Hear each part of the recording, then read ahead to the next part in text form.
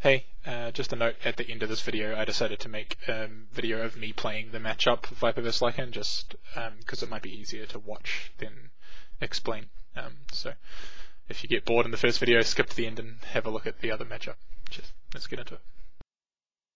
Hey, it's Matt here again, and I'm doing another replay analysis for the OzDots channel. This player here, the Viper, is asked for some feedback on his play. First of all, the first thing I noticed is you have a ward in your inventory, and you were sitting in base and looking for the block. You need to be going out straight away to get this ward down before they see where you place it, because if they get a ward up somewhere and they see you place it, then it can get dewarded. Or if you wanted to place a high ground ward so you can harass, which is really good with Viper. If you want to, because if they spend a lot of time hiding up here, you can be sitting mid lane and attacking them with your Q.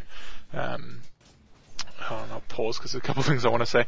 You can attack from here to the high ground with vision of them. So if you had a ward in this area, that would be a good one. Or even like here, kind of lets you like see top rune and get some vision. Depends what your other ward is. Yeah, so you have a ward here which sees the rune. So yeah, I would have just walked up quickly, placed a quick high ground ward, and then gone to pick up the top rune.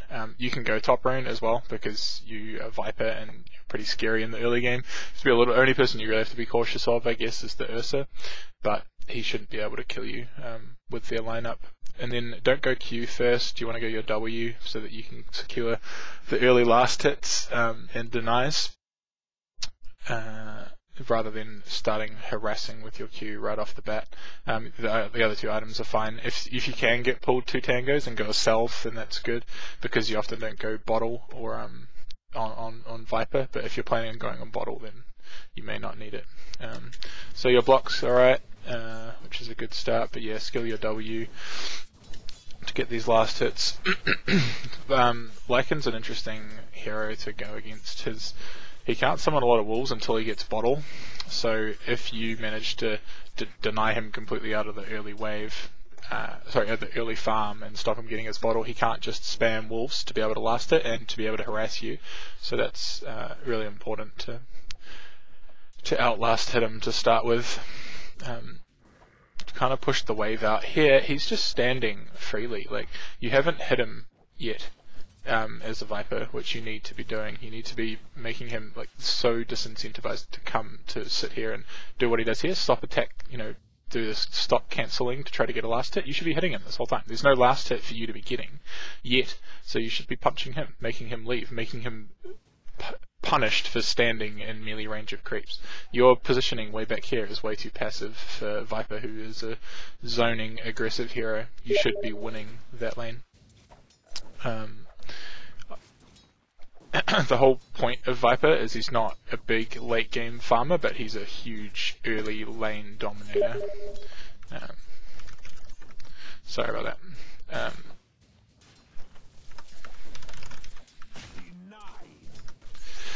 that. Yeah, sorry. So you want to be harassing him. You're pushing your wave out here, which is bad. You're pushing him into tower. You want to be keeping your wave equilibrium equal, because you're not going for runes all the time. Sometimes if you want to push the wave out so you can go get runes at 2 minutes, but not with this hero. You want to just keep the wave back here, and you want to stand in front of it. Ideal position is for you to have your wave here and him and you standing here, and anytime he comes down to try to last hit, you just hit him. Now, like, skill builds are a little bit variable on Viper, but some people go like 2-2-2 and stuff. Like, I don't know. I've always preferred, especially in games where if you've got people that are going to rotate or people that are going to put harass on you, just maxing your corrosive, because you'll be surprised how fast with these 20 mana poison attacks you go through your mana pool. And if you can get free damage on them from corrosive whenever they try to harass you, then that's just huge. It completely punishes them for trying to... See, he's got his bottle now, and he's fine. In the lane, he can just keep summoning wolves, and he can farm fine. He's got more last hits within you and more denies, which just shouldn't happen. Here, you fight him, which is silly, because he's got his wolves up. So, you can't you can't do that. You have to drop his wolves down, and you don't have points. Oh, you're alright. You're 1-on-1. But the other thing with these wolves is if they start harassing you like that, if you've got points in corrosive, they're just so much more ineffective. They take heaps of damage whenever they hit you. They slows their attack by a lot, and it's just completely ineffective. As long as you're not tanking creeps and them and the hero like you do here, this is like completely lane losing. The stuff you've done until now isn't completely broken, like terrible, but this is just straight bad. You've got 2 creeps left alive. This one's about to die. He has 1 wolf up, and he has high ground advantage. So you're shooting uphill. Well, you're not yet, but you walk uphill here. He's got 4 creeps and a wolf, and you just sit there attacking the wolf and get hit twice by his hero, and you don't have a self. Like, you just can't lose your HP on the hero like this. Then you could have kited him here if you kept running, and you go back in. You see him get low, you get excited, but he's got 2 wolves up, and you've got 16 HP. Like, at that point, you need to just either ferry yourself out of salve, eat a tango, and try not to die to the wolves diving you, or you need to just go back to the lane. But the problem was what you did here in the first place. So that's basically, you're looking for advice on how to win games. It's early game as a mid is just massive. You've given this Lycan the biggest advantage in the start of the game, and he's way better in the late game than you. He can split push towers better than you. He can fight, in messy fights better than you can. And Viper only does well if he dominates the lane and gets early farm, gets like an early mech ags.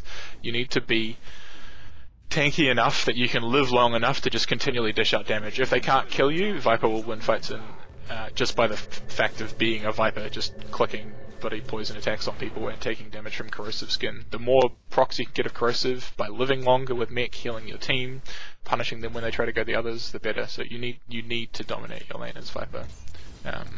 Like I said, because he's not a Storm who can, or a Sniper or something that can win in the late game. He's a hero that should crush a Lycan. I could go through the rest of the game, I think, but it ends up in really long videos, and to be honest, the decision making in the early game and the outcome of this game, based on what's happened in the first 3 minutes, is just so crucial. Like it changes how the entire rest of the game will go. If you look at the team net worth, it's just a steady decline from here for the entire rest of the game, and that could have been. I don't know how well the rest of your team is, but you die a lot in this game, 2-7. But yeah, it's the early laning phase, which is a lot of people who play mid just undervalue, I guess. I don't know. It's so important, especially depending on your hero. Like you see games where comeback heroes like Storm will come back after a bad start, get comeback gold, that sort of thing.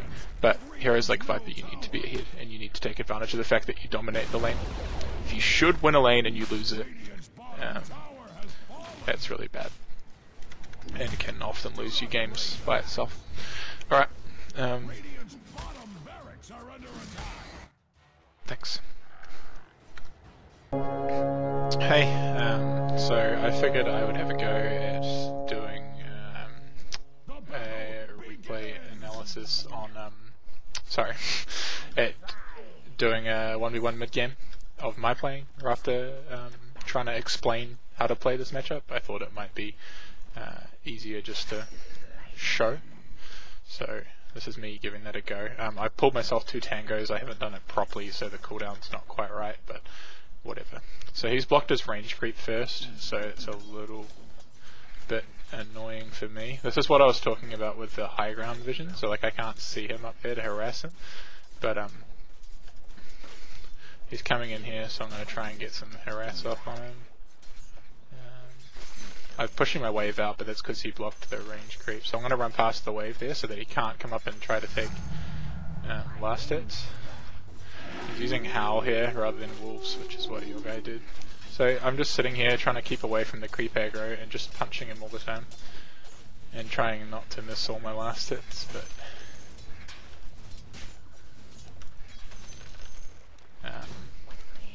yeah, see, like, it's been one wave and I'm just completely zoning him. He can't come in and last it. Using your Q doesn't draw aggro. So you, you don't get the creeps come and attack you. Look at him, he's on nothing. He's got no health. Like, he just shouldn't be able to come anywhere near the lane in this matchup. It's just a joke. This guy's like a good player as well. Like, there's just nothing you can do. He's a friend of mine. He's like 4.7k, and I'm just sitting like on the creep wave. Whereas your positioning a lot of the time was like back down here, and then he can come in and last it. Whereas if you stand up in the middle of the creep wave or past it, there's just nothing he can do. Or at least if he steals the odd last hit, he doesn't get many, right? You can tank a little bit of damage, that's fine. Now I'm starting to lose a bit of HP and I've still got my salve. Like, I probably didn't even need to go it. So you got a little bit close there, and he just takes like retarded amounts of damage, and I can start pushing the wave back to my side now. I want to miss a last hit here, but